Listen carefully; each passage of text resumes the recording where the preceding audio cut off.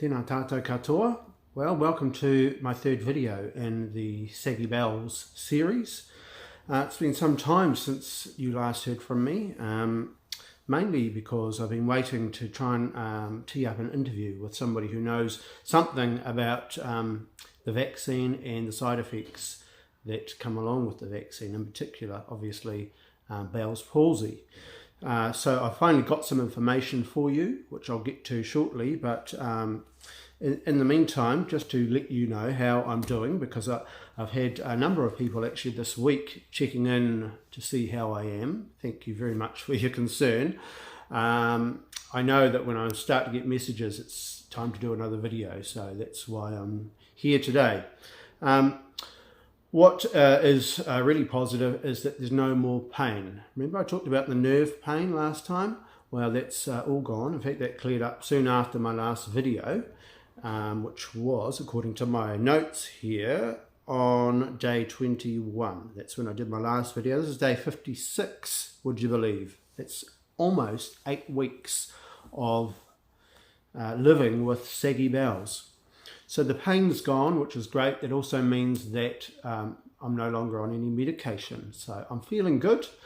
Clearly, you can see from the way I'm talking that there's really not a whole lot of improvement when it comes to the movement on this side.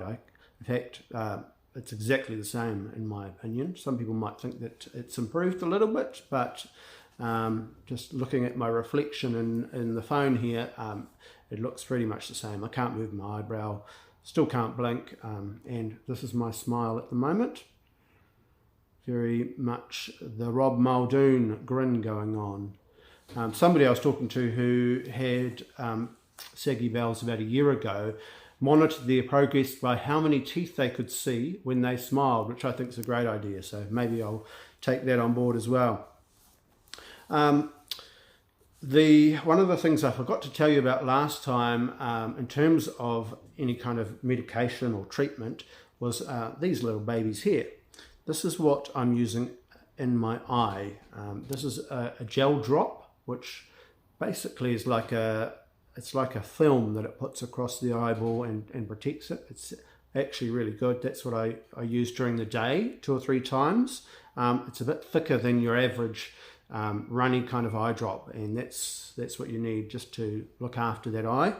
And this is an ointment that I put in just at the bottom of my, just inside the eyelid there overnight, and then I wear an eye mask just to make sure nothing gets in there.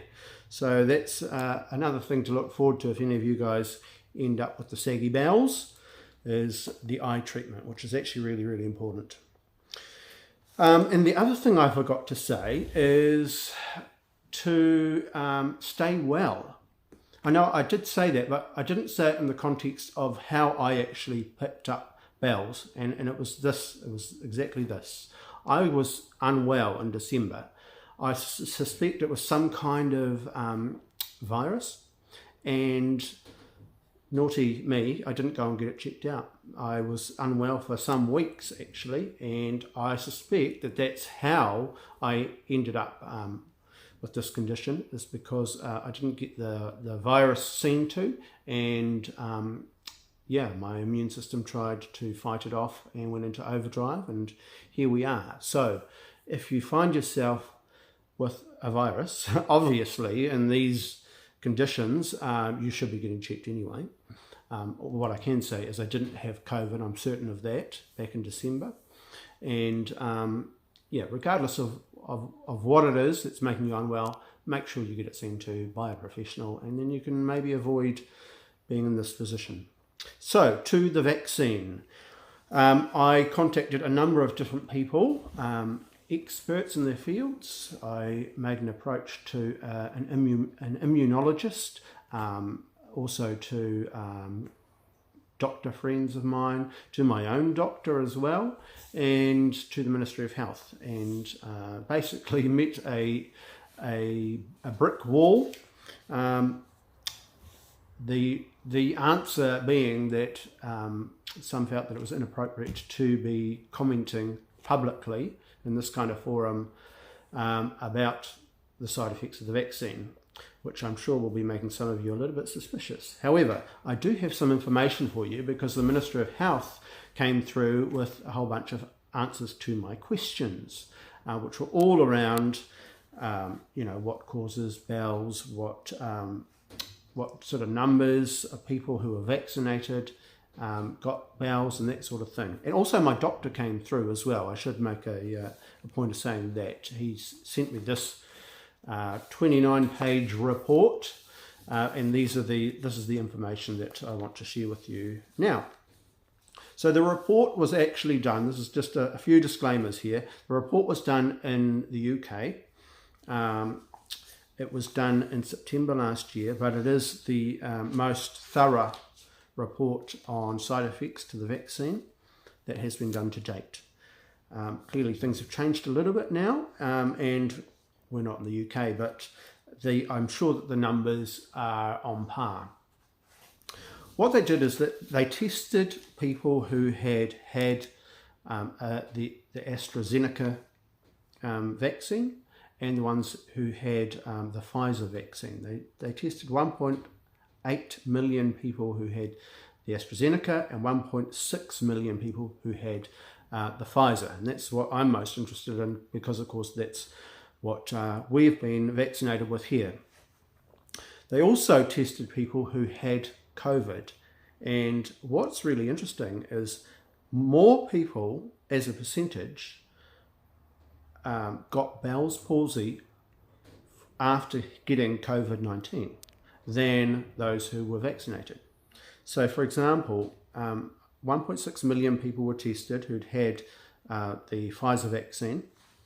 54 of them got Bell's palsy, perhaps as a side effect. They don't know the cause. This is one of the issues is, maybe it wasn't the vaccine, but maybe it was. But that's been recorded. 54 people within, I think it was 2 months of getting the Pfizer vaccine.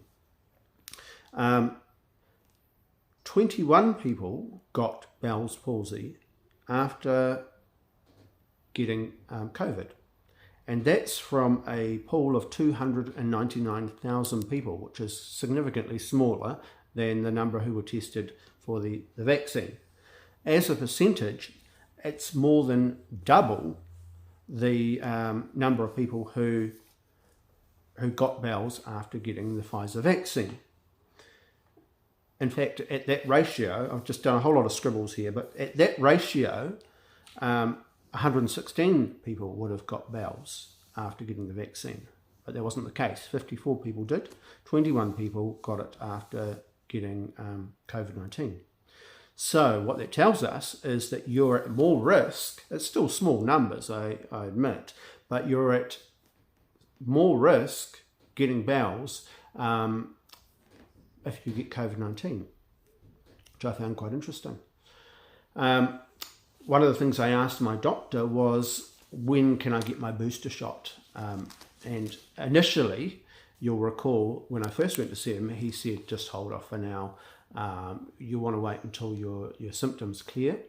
I heard from him, I think it was last week, saying that he'd spoken to the neurology team and they said, as long as I'm feeling better and the symptoms have cleared a wee bit, then I'm good to get my booster. So that's what I did this morning. So I am now boosted, which I'm quite pleased about. I know, based on the time frame of when I had my second shot and when I got saggy bowels, that they were unrelated. There was a 4-month window. I had my second vaccination when it was September, early September, and I got the bowels on the 8th of January. So given the time frame, all of the experts agree that it is unrelated. It's not a side effect in this instance, but clearly it is for some people. So that's the information. I don't really understand science very much, but I do trust the scientists and I trust my doctor. I've always taken his advice. I don't have any reason to think that he would be giving me bad advice. He's always had my best interest and my welfare at heart. So yeah, I'm gonna go with that, and that's why I got boosted this morning, because I trust the science and I trust the people who are giving me the information, and you should too. So look after yourself. I know it's again a crazy time with COVID getting even more widespread than it was a month or two ago, but I'm pleased now to be boosted, and yeah, feeling like if I do get COVID, I'll be well protected. So that's the latest update. I am hoping that one day soon I'm just going to wake up and I'll be able to move all of this. What I've heard from people who've been there before, or who know people who have, is that it clears up as suddenly as it appeared in the first place, which means that hopefully overnight something will come unblocked here, and I'll have full movement back here. But considering we're now at 8 weeks, or will be tomorrow, hopefully that morning, that day is not too far away. But believe me, you'll be the first to find out when I'm cured.